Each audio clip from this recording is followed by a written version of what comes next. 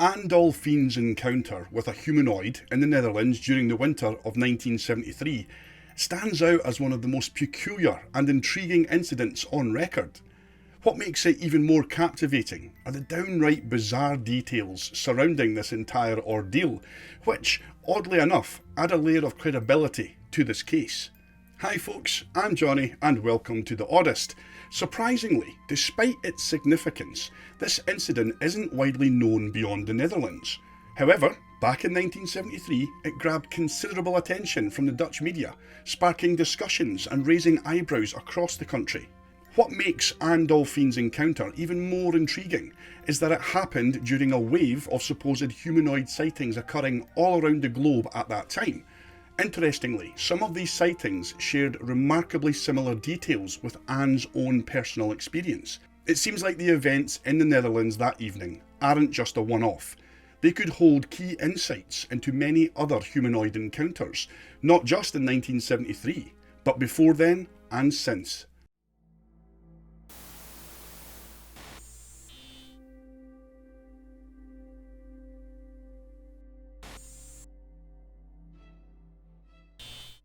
Over the years, numerous investigators and researchers have delved into this very specific encounter, hoping to unravel its mysteries.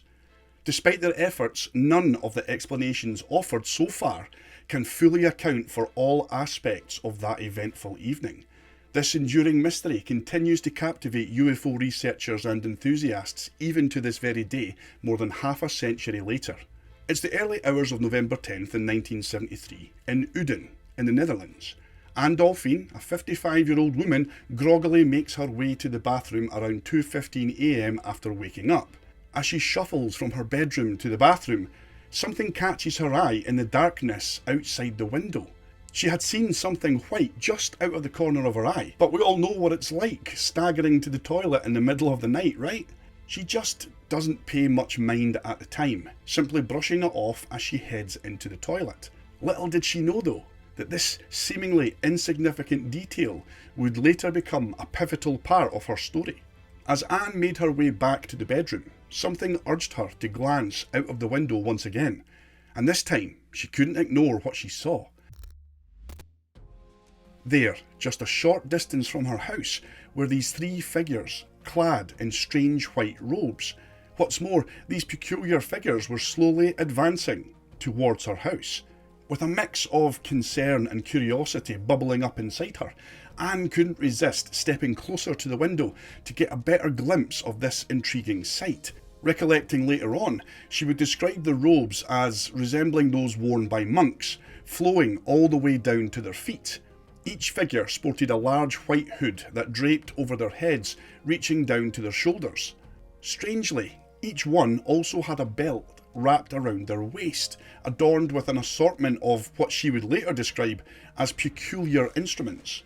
The figures, standing at about 3 feet tall, moved in an unusual formation, with two leading figures and one trailing behind. Ann later remembered that the one at the back seemed slightly shorter than the others. What made the scene even more peculiar was the way that they seemed to shuffle along the ground. Ann watched on intently, noticing that their feet didn't seem to lift or move from the ground as they advanced. Despite the strangeness of all of this, she couldn't tear her eyes away from the window, transfixed by this unfolding spectacle. As Ann continued to observe, she noticed that one of the figures held what appeared to be some sort of device. The only thing that Ann could use as a reference back then was a vacuum cleaner. It was sweeping this instrument back and forth along the ground, much like someone would use a metal detector. What adds another intriguing layer to this detail is another encounter that unfolded just the following month in Vilvoorde, a small town in Belgium. It was around 2 AM on December 19th when Mr. V was roused from his sleep, intending to make a visit to the outdoor bathroom. However, as he made his way through the kitchen to the open door at the back, leading out to the yard, he was interrupted by a strange sound emanating from just beyond the door outside. Peering out the window, Mr. V was met with an unexpected sight, a humanoid figure, standing about 3 feet tall and clad in a one-piece suit, busily sweeping what looked like a vacuum cleaner type instrument across the ground. With fascination mingled with disbelief, He watched as this figure eventually vanished over a nearby wall, but the strangeness didn't end there. Just moments later, this mysterious being entered a peculiar object that suddenly ascended up high into the night sky, disappearing from view in an instant. As the surreal scene unfolded before her eyes, Anne couldn't shake off the growing sense of unease that creeped over her. She briefly toyed with the idea of going and waking up her husband, but she thought of his heart condition and she held back. The last thing that she wanted was to trigger a potential heart attack with all these bizarre events unfolding outside. So, she made the uneasy decision to stay put and continue watching. Time seemed to stretch on as she waited, feeling a mixture of apprehension and curiosity. Then, after about 5 long minutes, one of the figures abruptly turned straight towards Anne.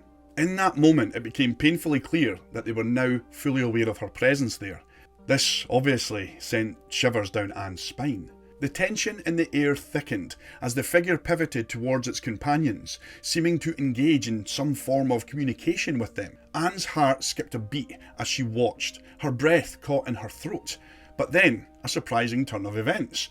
The trio abruptly changed course. Without a moment's hesitation, they shuffled off in the opposite direction, gradually fading from view behind one of the school buildings further down the road. With her heart beating fast, Anne swiftly retraced her steps back to the bedroom, her mind racing with what she had just witnessed. Determination set in as she made up her mind to go and wake up her husband and share this bizarre encounter with him. However, before she could say a word, something outside the bedroom window caught her eye. Frozen in place, she stood transfixed by what lay just beyond the glass. There, right across from the backyard, about 130 feet away, Anne's eyes locked onto a sight that sent a chill down her spine. It was a red, spherical object, roughly 7 feet in diameter, hovering just above the pavement there. Its intense glow bathed the surroundings in a surreal light, making it difficult for Anne to look straight at it for too long without feeling the need to avert her gaze. Interestingly, this detail resonates with another encounter, the one I mentioned earlier in Vilvoorde, where this witness also reported spotting an aerial object outside their house shortly after encountering strange figures in their yard. Though the descriptions of these incidents varied slightly, the similarities are undeniable, adding yet another layer of intrigue to these baffling encounters. At this pivotal moment, Anne's husband stirred from his slumber, his voice cutting through the eerie silence of the night. Startled, Anne tore her gaze away from the window for a moment as he inquired about the time. She quickly responded, informing him that it was nearly 3 a.m, yet when she turned her attention back to the window, the once glowing red sphere had vanished into thin air, leaving nothing but darkness in its wake. With a heavy heart, and her mind racing with disbelief, Anne recounted these strange events to her husband. To her relief, he listened attentively, taking in every word that she said without a hint of scepticism. Together, they grappled with the surreal nature of this encounter, trying to make sense of what had unfolded before her eyes. Eventually, exhaustion won over, and they reluctantly returned to bed, each silently pondering the mysteries of the night as they drifted off into a very uneasy sleep. When Anne awoke the following morning, she made her way to the police station in order to report this encounter. She did so with the hope that other people in the town might also have seen them and made their own reports to the police. However, not only was this not the case, but the police failed to follow up on her report in any way.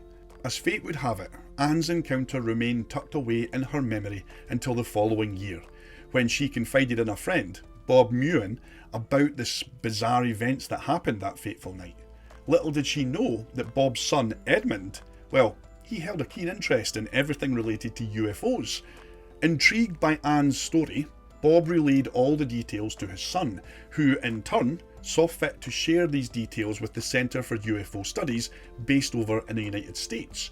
It wasn't long before Dutch UFO researcher Douwe Boska stumbled upon Anne's account whilst conducting his own investigations into this phenomenon.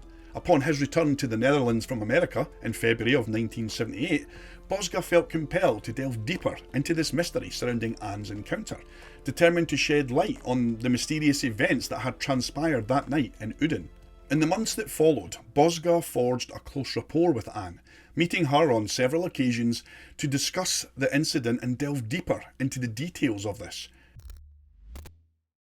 Through these interactions, Bosga came to regard Ann as completely credible and trustworthy and a level-headed person. Her demeanour and earnestness left little doubt in his mind that she was not the type to fabricate such an extraordinary tale. What's more, Ann's reluctance to seek out any publicity in the aftermath of her report, well, this just further solidified her credibility, at least in Bosga's eyes. After all, someone intent or perpetrating a hoax like this would likely be seeking attention, whereas Ann seemed very content to keep her experience private, adding another layer of authenticity to this entire account. Following Bosga's investigation and reporting of the encounter, the wider public soon became aware of this entire incident, which eventually led to a surge of media interest in this account. During this time, many investigators and journalists spoke with Ann about what she had seen. All of them came away believing her also to be a credible witness.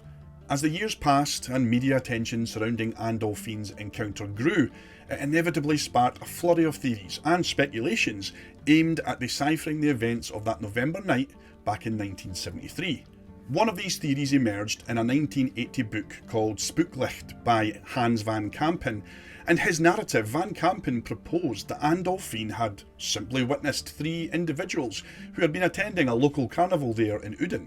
While Van Kampen's explanation may seem far-fetched to many, particularly those entrenched in the UFO community who closely followed Ann's case, it's worth noting that November 11th does mark the beginning of carnival season in the Netherlands.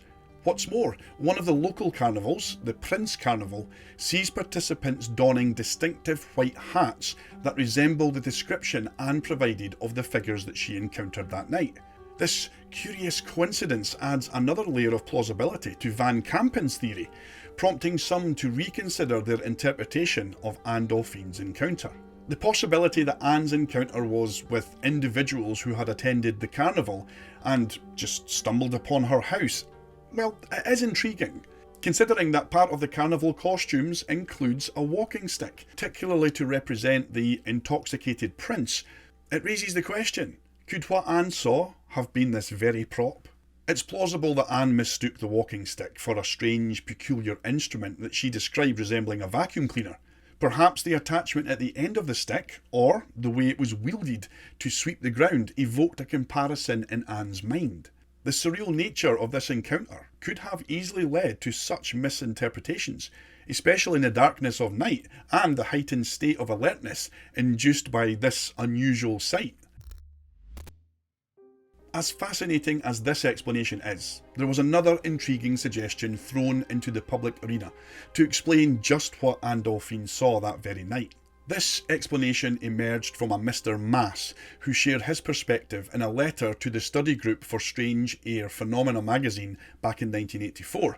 See, according to this Mr. Maas, he had previously resided in a similar newly developed estate to what Ann was living in, where the streets had yet to be paved properly.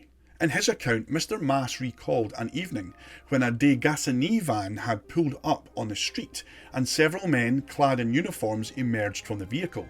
Mr. Maas noted that these men were adorned with belts, boasting various tools and instruments dangling from them.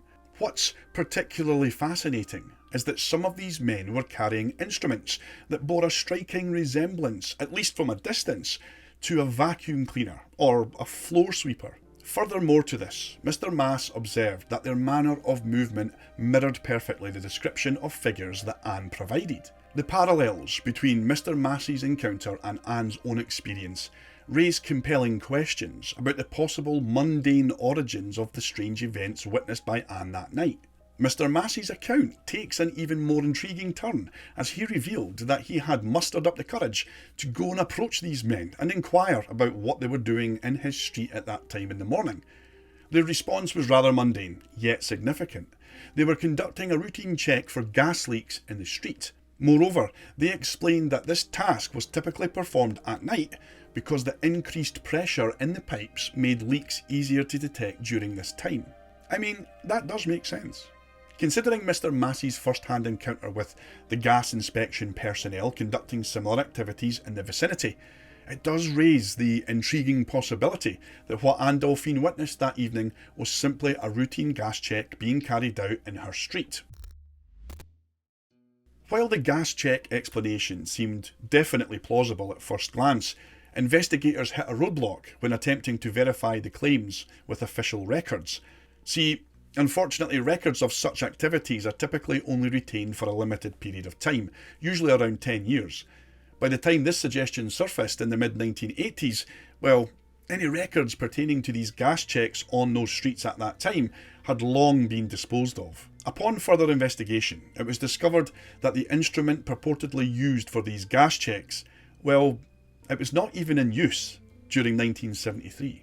See, this revelation cast doubt on the validity of the whole gas check explanation, rendering it unlikely and leaving this mystery surrounding Ann Dolphijn's encounter even more unresolved.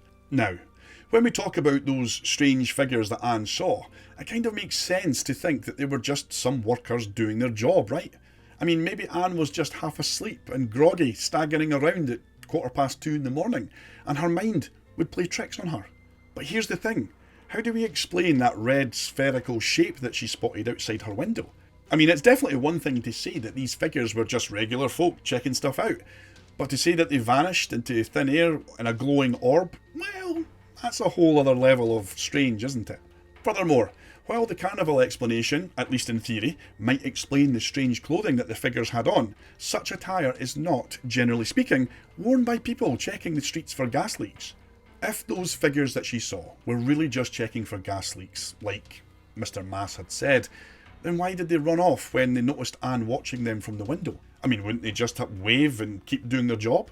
It's like whatever was truly happening that night, they just didn't want to be seen. And after all these years, despite all the attempts to make sense of what happened that crazy November night, it's still a big mystery.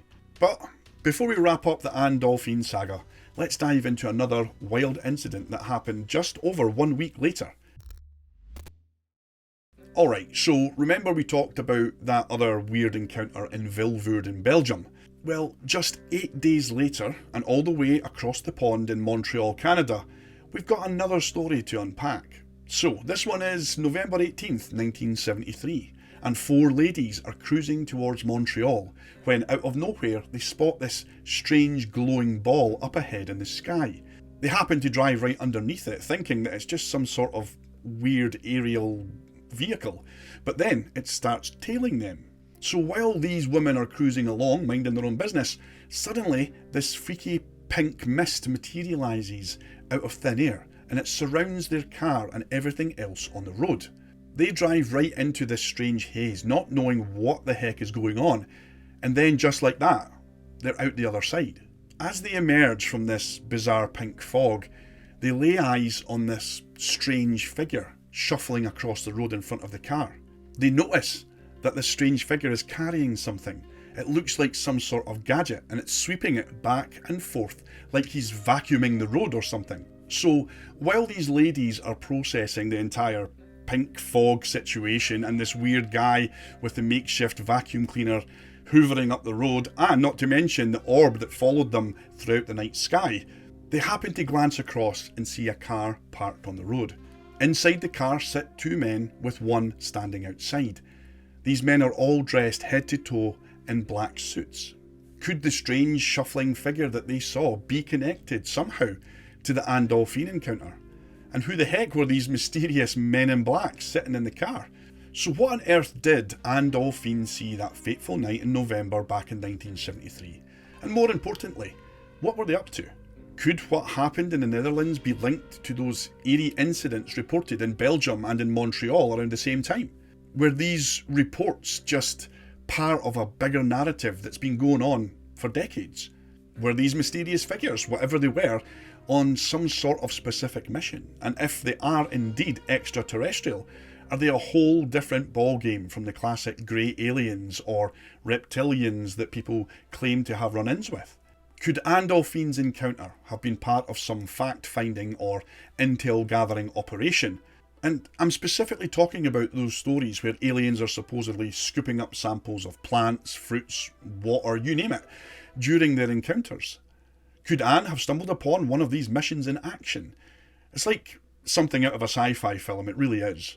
Even though it's been 50 years since Ann Dolphijn's mind-boggling encounter, it's still got us scratching our heads even to this very day. And do you know why? because there are other folks out there who went through similar weirdness round about the same time. It's like a puzzle piece waiting to fit into a bigger picture, with more and more people coming forward with their own close encounter stories, including ones from way back when. Who's to say that there aren't more stories like Ann's just waiting to be unearthed? Maybe there's people that have experienced stuff and they're just too frightened to come forward. Anyway, that's it for this wee video. Thanks for spending time with me, folks. I really appreciate you all. Remember, take care of yourselves, tell someone that you love them, and above all else, keep smiling.